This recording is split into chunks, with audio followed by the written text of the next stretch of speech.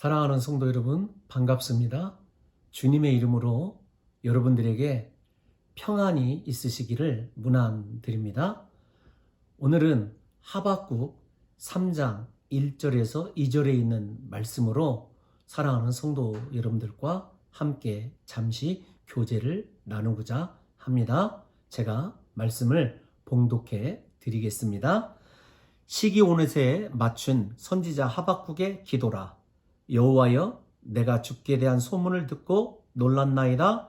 여호와여, 주는 주의 일을 이 수년 내에 부응하게 하옵소서. 이 수년 내에 나타내시옵소서. 진노 중에라도 긍휼을 잊지 마옵소서. 아멘. 오늘 하박국 3장 1절에서 2절의 말씀을 봉독해 드렸는데요. 이 말씀을 이해하기 위해서는 우리가 잠시 앞에 있는 하박국의 내용을 한번 살펴볼 필요가 있습니다. 하박국이 사역하던 그 시대는 유다의 마지막 시대입니다. 하나님을 떠나고 모든 백성이 자기 스스로 하나님이 되어서 말씀 없이 자기의 주장대로 살아가고 있던 패역한 세대라고 이야기할 수 있습니다. 특별히 하박국이 말씀을 선포할 그 시대의 유다의 왕은 여호야김이라고 하는 왕인데, 예레미야 36장에 의하면 여호야김은 하나님의 사람이 곁에서 하나님의 말씀을 낭송해 주면 그 말씀을 한 장 한 장 칼로 베어서 불에 던져버린 아주 악한 왕이었습니다. 이제 유다에 남아있는 것은 하나님의 진노와 심판밖에 없었습니다. 하나님의 진노와 심판 앞에서 사람들의 마음은 두 부류로 나누어지게 됩니다. 소수의 경건한 사람들은 하나님의 심판의 소식을 듣고 두려워하고 낙심하고 절망하는 가운데 있고, 하나님의 징계와 심판의 메시지를 듣고도 변화되지 아니하고 끝까지 하나님을 떠나고 말씀을 버린 그러한 세대가 있었던 것도 사실입니다. 세대가 어떠하든지 하박국은 홀로 하나님의 징계와 심판의 메시지를 듣고 예루살렘의 성루에 서서 파수꾼이 파수하던 그곳에 서서 하나님께 눈물로 기도하고 있는 것을 볼 수가 있습니다.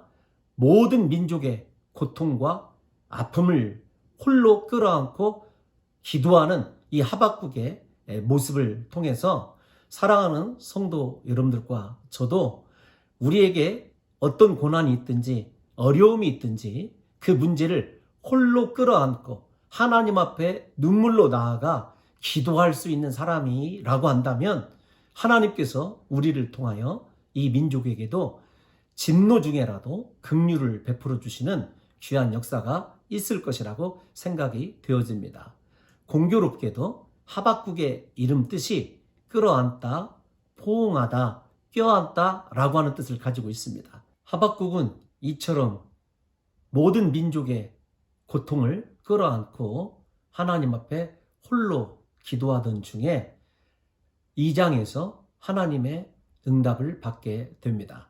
하나님의 응답의 내용은 다른 것이 아닙니다. 유다와 예루살렘이 멸망하여야 하나님께서 세우시는 하나님의 나라가 새롭게 시작된다는 것입니다. 그 소식을 들은 하박국은 자신의 기도와 자신의 바램과는 상관이 없어서 낙심이 들 법도 하지만 하나님의 나라가 완전하게 서는 그 장면을 바라보게 되고, 또 그 나라를 통해서 유다와 예루살렘을 능가하는 온전한 하나님이 영광 받으시는, 그리고 하나님의 이름이 온 세계에 떨쳐지는 위대한 나라가 이루어진다고 하는 그 소식을 듣게 되고 3장에 와서 기도를 시작하게 됩니다. 우리가 잘 아는 대로 시기 노릇은 매우 빠르고 경쾌하고 정열적인 리듬을 뜻하는 것으로 알려져 있습니다. 1장과 2장의 분위기와 사뭇 다른 거죠. 1장의 분위기가 하나님 왜 의인이 악인으로부터 고통을 당하게 하시냐고 탄식과 애가에 가까웠다고 한다면 3장 우리가 읽은 본문의 기도는 오히려 축제 분위기이고 하나님의 임재 속에서 온통 기뻐하고 즐거워하는 하박국의 모습을 우리가 발견할 수 있는 것입니다. 하박국은 그 기쁨의 간구 가운데서 주님께서 이렇게 말씀하신 것, 내가 주께 대한 소문을 듣고 놀랐나이다. 하나님께서 스스로 이루시게 될 하나님의 크고 위대한 그 나라를 바라보면서 경외심을 가지고 즐거워하고 또 하나님 앞에 영광 돌리고 찬송 드리는 것을 보게 됩니다. 만군의 여호와 하나님께서 유다 없이 예루살렘 없이 이루게 될 그 나라를 하박국이 앙모하고 있는 것이지요. 하박국은 하나님 앞에 이렇게 기도하죠. 여호와여, 주는 주의 일을 이 수년 내에 부응하게 하옵소서. 2번씩이나 거듭 간구하고 있는 것을 보게 됩니다. 히브리어에서 반복은 강조이기도 하고 매우 급한 간절한 기도의 형태를 나타내주는 그런 말이기도 합니다. 우리가 이 말씀을 좀 더 세분화해서 번역을 해보자면 하나님 한두 해가 가기 전에 속히 역사하소서, 그런 뜻입니다. 하나님께서 이루실 그 나라가 이 땅 가운데 그렇게 하나님의 뜻대로 이루어지기를 간구하고 있는 것을 보게 됩니다. 우리가 지금의 이 고난의 시기에서 우리에게 어쩌면 지금 이 하박국의 메시지를 통해서 우리 스스로의 삶을 돌아봐야 될 이유가 여기에 있는데요. 고난의 끝이 중요한 것이 아니라 이 땅에 이 고난을 통해서 하나님께서 원하시는 하나님의 나라가 새로이 시작되기를 하박국처럼 간구하는 것이 지혜로운 성도의 삶이라고 그렇게 여겨집니다. 중요한 것은 부흥이라고 하는 단어입니다. 부흥은 우리가 생각하는 숫자적이고 혹은 외적인 것을 뜻하는 것이 아니라 하나님의 생명이 불어넣어지는 것을 얘기합니다. 하나님의 생기라고도 이야기할 수 있고 하나님의 숨이라고도 이야기할 수 있습니다.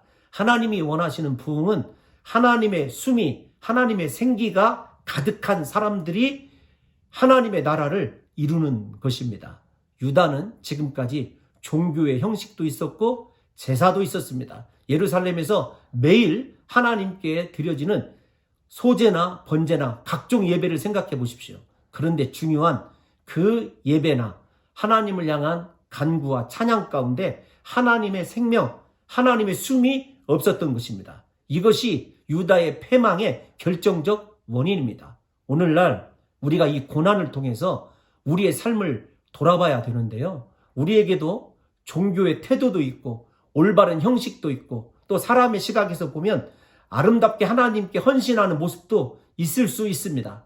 그러나 하나님이 원하시는 것은 그런 종교적 습관이나 외적인 태도가 아니라 우리 안에 하나님의 생명이 있는 부흥이 있느냐라고 하는 것입니다.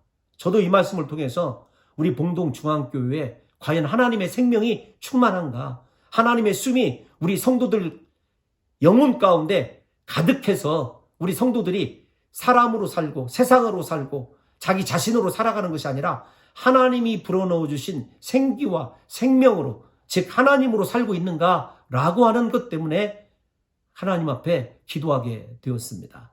저는 이 고난의 시기에 오히려 이 고난을 통해서 우리가 하나님 앞에 이 민족의 아픔을 끌어안고 기도하는 가운데 우리에게 있어야 될 하나님의 생기, 하나님의 숨이 허락되어짐으로 말미암아 하나님께서 우리를 통하여 이 나라 이 민족을 치유해 주시는 긍휼이 넘치는 역사가 있기를 간절히 소원하고 있습니다. 하나님이 유다와 예루살렘 없이도 하나님 스스로 이루실 그 나라가 신약의 교회입니다. 하나님의 숨, 하나님의 생명이 성령인 건 두말할 나위가 없겠지요. 저는 우리 사랑하는 성도 여러분들과 제가 이 고난의 시기에 하나님의 긍휼히 여기심 때문에 우리가 진노 가운데서 심판당할 사람들이 아니라 하나님이 원하시는 하나님의 대안인 하나님의 나라를 이룰 수 있는 하나님의 생명으로 가득 찬 사람들로 택함받아서